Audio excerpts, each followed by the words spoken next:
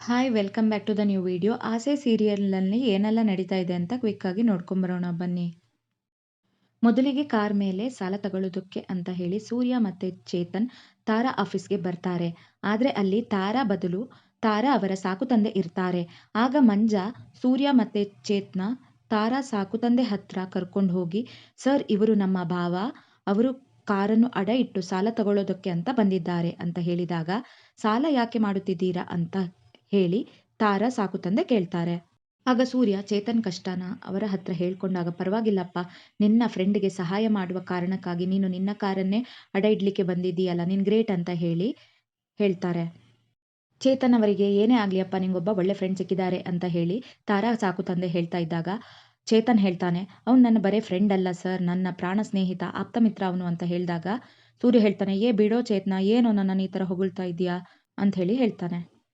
ತಾರಾ ಸಾಕುತಂದೆ 2% ಕಡಿಮೆ ಬಡ್ಡಿ ದರದಲ್ಲಿ ಸಾಲವನ್ನು ಕೊಡು ಅಂತ ಹೇಳಿದಾಗ ಸೂರ್ಯ ಹೇಳ್ತಾನೆ, ನಿಮ್ಮ ಹತ್ರ ಮೊದಲೇ ಸಾಲ ಕಮ್ಮಿ ಅಲ್ವಾ ಸರ್ ಅಂತ ಹೇಳಿದಾಗ, ನಾನು ಸಾಲ ಕೊಡೋದು ಪುಣ್ಯ ಸಂಪಾದನೆ ಮಾಡೋದಕ್ಕೆ ಅಂತ ಹೇಳಿ ಹೇಳ್ತಾರೆ.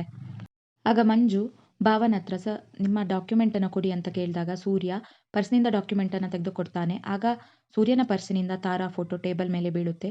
ಆದರೆ ಸೂರ್ಯ ಆ ಫೋಟೋ ಕೆಳಗಡೆ ಬಿದ್ದಿದ್ದನ್ನು ನೋಡಿರೋದಿಲ್ಲ. ಅದೇ ರೀತಿಯಲ್ಲಿ ತಾರಾನ ಚಿಕ್ಕ ವಯಸ್ಸಿನಲ್ಲಿದ್ದಾಗ ಇದ್ದಂಥ ಫೋಟೋ ಟೇಬಲ್ ಮೇಲೆ ಇರುತ್ತೆ. ಆದರೆ ತಾರಾ ತಂದೆ ಅದನ್ನು ಅಬ್ಸರ್ವ್ ಮಾಡಿ, ಇದು ತಾರಾ ಚಿಕ್ಕವಳಿದ್ದಾಗಿದ್ದ ಫೋಟೋ, ಅದು ಅಲ್ಲದೆ ಇದು ತಾರಾ ಫೋಟೋ ನಿನ್ನ ಹತ್ರ ಹೇಗೆ ಬಂತು ಅಂತ ಹೇಳಿ ಸೂರ್ಯನ ಹತ್ರ ಪ್ರಶ್ನೆ ಮಾಡ್ತಾರೆ.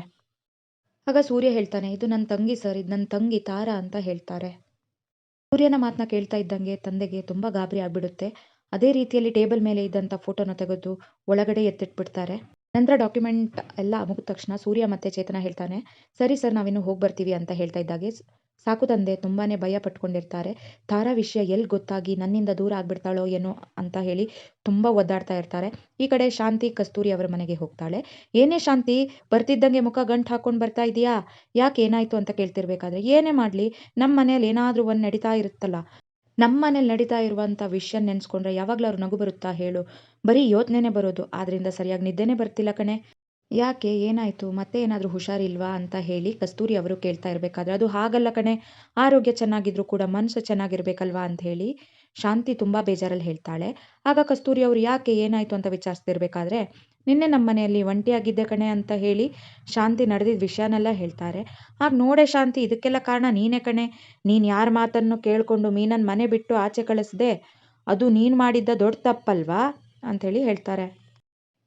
ನೀನೊಬ್ಳು ಸುಮ್ಮನೆ ಇರೆ, ನಾನೇನು ಬೇಕು ಬೇಕು ಅಂತ ಅವಳನ್ನ ಆಚೆ ಕಳಿಸಿದ್ನೆ, ಅವಳಿಂದ ನನ್ನ ಗಂಡನ ಆಯಸ್ಸಿಗೆ ಆಪತ್ತು, ಅವ್ರ ಆರೋಗ್ಯ ಹೆಚ್ಚು ಕಮ್ಮಿ ಆಗುತ್ತೆ ಅಂತ, ಸತ್ತು ಹೋಗ್ತಾರೆ ಅಂತ ಹೇಳಿದ್ಮೇಲೆ ಕೂಡ ಅದನ್ನು ಕೇಳಿಸ್ಕೊಂಡು ನಾನು ಹೇಗೆ ಸುಮ್ಮನೆ ಇರ್ಲಿಕ್ಕಾಗುತ್ತೆ ಅಂತ ಹೇಳಿ ಶಾಂತಿ ಕೇಳ್ತಾಳೆ.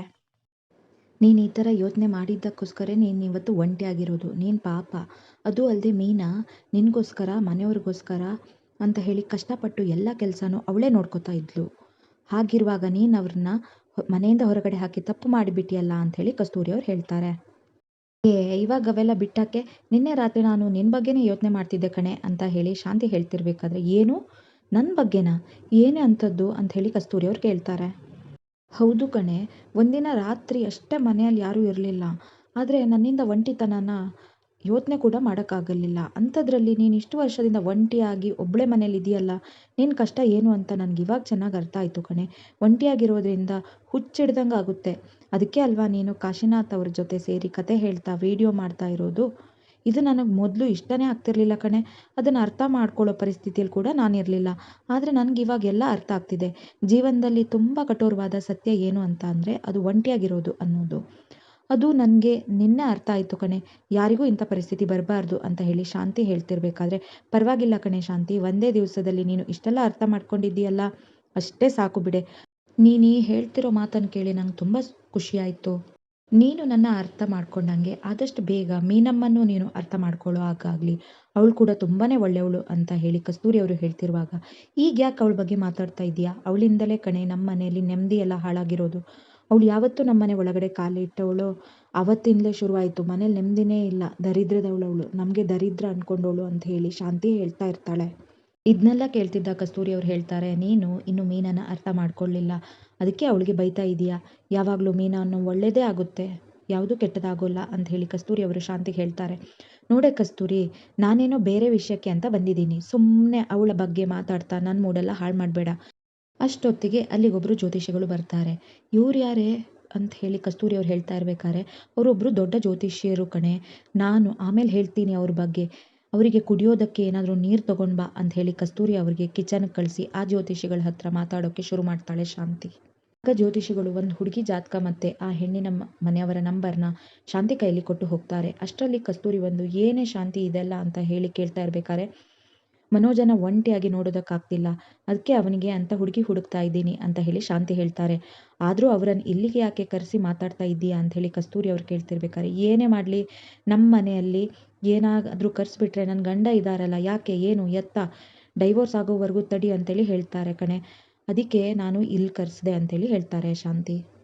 ಅದಕ್ಕೆ ಕಸ್ತೂರಿ ಅವ್ರು ಹೇಳ್ತಾರೆ, ಅಲ್ಲ ಕಣೆ ಅಣ್ಣ ಹೇಳೋದ್ರಲ್ಲೂ ನ್ಯಾಯ ಇದೆ ತಾನೇ ಅಂತ ಹೇಳಿ ಹೇಳ್ತಾ ಇರಬೇಕಾದ್ರೆ, ಅದೆಲ್ಲ ನಂಗೆ ಗೊತ್ತಿಲ್ಲ, ಆದಷ್ಟು ಬೇಗ ನನಗೊಂದು ಸಂಬಂಧ ಸಿಕ್ಕಿದ ತಕ್ಷಣನೇ ನಾನು ಮದುವೆ ಮಾಡಿಬಿಡ್ತೀನಿ ಅಂಥೇಳಿ ಶಾಂತಿಯವ್ರು ಹೇಳ್ತಾರೆ.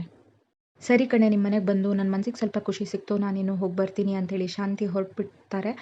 ಅದೇ ರೀತಿಯಲ್ಲಿ ಕಸ್ತೂರಿ ಅವ್ರು ಅನ್ಕೋತಾರೆ, ಇವಳೇನು ತಪ್ಪಿನ ಮೇಲೆ ತಪ್ಪನ್ನು ಮಾಡ್ತಾನೆ ಇರ್ತಾಳೆ, ಈ ತಪ್ಪು ಇನ್ನು ಎಲ್ಲಿ ಹೋಗಿ ಮುಟ್ಟುತ್ತೋ ಏನೋ ಗೊತ್ತಿಲ್ಲ ಅಂಥೇಳಿ ಕಸ್ತೂರಿ ಅವರು ಮನಸ್ಸಲ್ಲೇ ಮಾತಾಡ್ಕೊಳ್ತಾರೆ. ಈ ಕಡೆ ಮೀನಾ ಅಂಗಡಿಗೆ ಸೂರ್ಯ ಹೂಗಳನ್ನು ತಗೊಂಡು ಬಂದು ಕೊಡ್ತಾನೆ. ಹಾಗೆ ಮೀನಾಳ ಹತ್ರ ಮಾತಾಡೋಷ್ಟರಲ್ಲಿ ಶ್ರುತಿ ಕೂಡ ಅಲ್ಲಿಗೆ ಹೋಗ್ತಾಳೆ. ಓಹೋ ಮೈಕು ಬಾರಮ್ಮ, ಏನು ತಮ್ಮ ಸವಾರಿ ಈ ಕಡೆ ಬಂದ್ಬಿಟ್ಟಿದೆ ಅಂತ ಸೂರ್ಯ ಹೇಳ್ತಿರ್ಬೇಕಾದ್ರೆ ಶ್ರುತಿ ಹೇಳ್ತಾಳೆ, ನನಗೂ ಗೊತ್ತು ನೀನು ಇಲ್ಲೇ ಇರ್ಬೋದು ಅಂತ ಹೇಳಿ, ಅದಕ್ಕೆ ಸೂರ್ಯ ಹಾಗೂ ಮೀನಾ ಇಬ್ಬರು ಒಟ್ಟಿಗೆ ಸಿಗ್ತಾರೆ, ಮಾತಾಡ್ಸ್ಕೊಂಡು ಹೋಗೋಣ ಅಂಥೇಳಿ ಬಂದಿದ್ದೀನಿ ಅಂತ ಹೇಳಿ ಹೇಳ್ತಾಳೆ. ಅದು ಅಲ್ಲದೆ ಶ್ರುತಿ ಅವ್ರು ಹೇಳ್ತಾಳೆ, ನನ್ನ ಅಮ್ಮನೂ ಕೂಡ ನನ್ನನ್ನು ಇಷ್ಟು ಚೆನ್ನಾಗಿ ನೋಡ್ಕೊಂಡಿಲ್ಲ, ನನ್ನನ್ನು ಒಡ ಹುಟ್ಟಿದ ತಂಗಿ ಥರ ನೋಡ್ಕೋತಾ ಇರುವ ಮೀನಾ ಅವ್ರ ಜೊತೆ ನನ್ನ ರಿಲೇಷನ್ಶಿಪ್ ನಾನು ಮೇಂಟೈನ್ ಮಾಡೋದು ಬೇಡವಾ, ಅವ್ರು ನನ್ನ ಸ್ವಂತ ಅಕ್ಕ ಇದ್ದಂಗೆ, ಅದಕ್ಕೆ ಮಾತಾಡ್ಸ್ಕೊಂಡು ಹೋಗ್ತೀನಿ ಅಂತೇಳಿ ಹೇಳ್ತಾಳೆ. ಓಹೋ, ನೀನು ಸೀರಿಯಲ್ ಆರ್ಟಿಸ್ಟು ಅಂತ ಗೊತ್ತಿತ್ತು, ಡಬ್ಬಿಂಗ್ ಚೆನ್ನಾಗಿ ಮಾಡ್ತೀಯ ಅಂತ ಗೊತ್ತಿತ್ತು, ಆದರೆ ಸೀರಿಯಲ್ ಡೈಲಾಗಿ ಬರೆಯೋ ಥರ ಕಾಣ್ತಾ ಇದೆಯಲ್ಲ ಅಂಥೇಳಿ ಸೂರ್ಯ ಟೀಸ್ ಮಾಡ್ತಾನೆ. ಸೂರ್ಯ ಅವರೇ, ನೀವು ಸುಮ್ಮನೆ ನನ್ನ ಟೀಸ್ ಮಾಡಬೇಡಿ ಅಂತ ಶ್ರುತಿ ಅವ್ರು ಹೇಳ್ತಾ ಇರಬೇಕಾದ್ರೆ, ನೀವೇನು ಬೇಜಾರು ಮಾಡ್ಕೋಬೇಡಿ ಅಂತ ಹೇಳಿ ಅವ್ರ ತಲೆ ಹರಟೆ ನಿಮಗೆ ಗೊತ್ತಲ್ವಾ ಅಂತ ಹೇಳಿ ಮೀನಾ ಹೇಳ್ತಾಳೆ. ನಂತರ ಸೂರ್ಯ ಹೇಳ್ತಾನೆ, ಸರಿ ಮೈಕು, ನೀನು ಹೇಗಿದ್ದೀಯಾ, ನನ್ನ ತಮ್ಮನ ಯಾವಾಗಮ್ಮ ಕ್ಷಮಿಸ್ತೀಯಾ ಅಂತ ಹೇಳಿ ಸೂರ್ಯ ಕೇಳ್ತಿರ್ಬೇಕಾರೆ, ಅಲ್ಲ ಕ್ಷಮಿಸೋದಕ್ಕೆ ನನ್ನ ಚರ್ಚ್ ಫಾದರ್ ಅಂತ ಹೇಳಿ ಶ್ರುತಿ ಕೇಳ್ತಾಳೆ. ಆದರೆ ಆದಷ್ಟು ಬೇಗ ನನ್ನ ತಮ್ಮನ್ನ ಕ್ಷಮಿಸಿ ನೋಡಮ್ಮ ಅಂತ ಹೇಳಿ ಸೂರ್ಯ ಹೇಳ್ತಿರುವಾಗ, ಅದು ಅವನ ಕೈಯಲ್ಲೇ ಇದೆ ಸೂರ್ಯ ಅವರೇ ಅಂತ ಹೇಳಿ ಶ್ರುತಿ ಹೇಳ್ತಾಳೆ. ಏನು ಮಾಡೋದಮ್ಮ ಪಾಪ, ನಮ್ಮ ರವಿ ಪರಿಸ್ಥಿತಿ ನೆನೆಸ್ಕೊಂಡ್ರೆ ನನಗೆ ಬೇಜಾರಾಗುತ್ತೆ, ಹೋಗಿ ಹೋಗಿ ಒಂದು ಲೂಸ್ ಹುಡುಗಿ ಹತ್ರ ಸಿಗಾಕೋಬಿಟ್ಟ ಅಂಥೇಳಿ ಸೂರ್ಯ ಹೇಳ್ತಿರ್ಬೇಕಾದ್ರೆ, ಸೂರ್ಯ ಅವರೇ ಅಂಥೇಳಿ ಶ್ರುತಿ ರೇಗಾಡ್ತಾರೆ. ಅಯ್ಯೋ ಮೈಕು, ನಾನು ನಿನ್ನ ಬಗ್ಗೆ ಹೇಳಲಿಲ್ಲಮ್ಮ, ಕ್ಷಮಿಸ್ಬಿಡು ನನ್ನ ಅಂಥೇಳಿ ಹೇಳ್ತಾನೆ ಸೂರ್ಯ. ಹೀಗೆ ಸೂರ್ಯ ಮೀನಾ ಶ್ರುತಿ ನಗಾಡ್ಕೊಂಡು ಖುಷಿಯಾಗಿ ಮಾತಾಡ್ತಾ ಇರ್ತಾರೆ. ಅಷ್ಟರಲ್ಲಿ ಮೀನಾ ಹೂವಿನ ಅಂಗಡಿ ಇಟ್ಕೊಂಡಿರೋ ಅಪಾರ್ಟ್ಮೆಂಟಲ್ಲಿ ಒಂದು ಹುಡುಗ ಸಾಯ್ತೀನಿ ಅಂತ ಹೇಳಿ ಚಾಕುನ ತನ್ನ ಕತ್ತತ್ರ ಹಿಡ್ಕೊಂಡು ಹೆದರಿಸ್ತಾ ಇರ್ತಾನೆ. ಆಗ ಅವನ ತಂದೆ ತಾಯಿ ಮತ್ತು ಅವನ ಅಕ್ಕಪಕ್ಕ ಮನೆಯವರೆಲ್ಲರೂ ಕೂಡ ಬೇಡ ಬೇಡ ಅಂಥೇಳಿ ಅವನನ್ನು ತಡೆಯೋದಕ್ಕೆ ತುಂಬಾ ಪ್ರಯತ್ನ ಪಡ್ತಿರ್ತಾರೆ. ಇದನ್ನು ನೋಡಿ ಸೂರ್ಯ, ಮೀನಾ ಮತ್ತು ಶ್ರುತಿ 3 ಜನ ಕೂಡ ಗಮನಿಸ್ತಾ ಇರ್ತಾರೆ. ಏನಿದು, ಎಲ್ಲರೂ ನಿಂತ್ಕೊಂಡು ಈ ರೀತಿ ನೋಡ್ತಾ ಇದ್ದಾರಲ್ಲ, ಯಾರು ಹೋಗಿ ಹೆಲ್ಪೇ ಮಾಡ್ತಿಲ್ವಲ್ಲ ಅಂಥೇಳಿ ಶ್ರುತಿ ಹೇಳ್ತಿರುವಾಗ, ಈಗ ತಕ್ಷಣಕ್ಕೆ ತಡೆಯೋಕ್ಕೆ ಹೋಗೋದು ಸರಿ ಇಲ್ಲ, ಅವನನ್ನೇ ಏನಾದರೂ ಮಾಡ್ಕೊಂಡ್ಬಿಟ್ರೆ ಕಷ್ಟ ಅಂಥೇಳಿ ಸೂರ್ಯ ಹೇಳ್ತಾನೆ. ಆಗ ಮೀನಾ ಒಂದು ಐಡಿಯಾ ಹೊಳೆಯುತ್ತೆ. ಆ ಐಡಿಯಾ ಸೂರ್ಯನ ಕಿವಿಯಲ್ಲಿ ಹೇಳ್ತಾಳೆ. ಆಗ ಸರಿ ಆಯಿತು, ಹಾಗೆ ಮಾಡ್ತೀನಿ ಅಂಥೇಳಿ ಸೂರ್ಯ ಅವನ ಹಿಂದೆಯಿಂದ ಹೋಗಿ ನಿಂತ್ಕೊಂಡಿದ್ರೆ ಮೀನಾ ಅವನ ಮುಂದುಗಡೆ ಹೂ ತೊಗೊಂಡು ಬಂದು ನಿಂತ್ಕೋತಾಳೆ. ಆಗ ಆ ಹುಡುಗ ಚಾಕುವನ್ನು ಕತ್ತತ್ರದಲ್ಲಿಂದ ಇಟ್ಕೊಂಡು ಸಾಯ್ತೀನಿ ಅಂತ ಹೆದರಿಸ್ತಿರುವಾಗ ಮೀನಾ ತನ್ನ ಕೈಯಲ್ಲಿರೋ ಹೂವನ್ನು ಆ ಹುಡುಗನ ಮೇಲೆ ಎಸಿತಾಳೆ. ಆಗ ಆ ಹುಡುಗ ಖುಷಿಯಾಗಿ ಈ ಫ್ಲವರ್ ಲೈನ್ ಬರ್ತಾ ಇದೆ ಅಂಥೇಳಿ ಕೈನ ಅಗಲ ಮಾಡ್ತಾನೆ. ಆಗ ಸೂರ್ಯ ಹಿಂದುಗಡೆಯಿಂದ ಹೋಗಿ ಅವನ ಕೈಯಲ್ಲಿದ್ದ ಚಾಕು ತಗೋತಾನೆ. ಆಗಲೇ ಆ ಹುಡುಗನಿಗೆ ಬುದ್ಧಿಮಾಂದ್ಯತೆ ಇದೆ ಅನ್ನೋದು ಎಲ್ಲರಿಗೂ ಗೊತ್ತಾಗುತ್ತೆ. ಆಗ ಅವರ ತಂದೆ ತಾಯಿ ಆ ಹುಡುಗನ ತಬ್ಬಿಕೊಂಡು ಅಳ್ತಿರುವಾಗ, ಮಗ ಈ ಸ್ಥಿತಿಯಲ್ಲಿ ಇದ್ರೂ ಕೂಡ ಅವ್ರ ತಂದೆ ತಾಯಿ ಎಷ್ಟು ಪ್ರೀತಿಸ್ತಾರೆ ನೋಡಿ ಅಂಥೇಳಿ ಸೂರ್ಯ ಮೀನಾ ನೋಡಿ ಖುಷಿ ಪಡ್ತಾರೆ.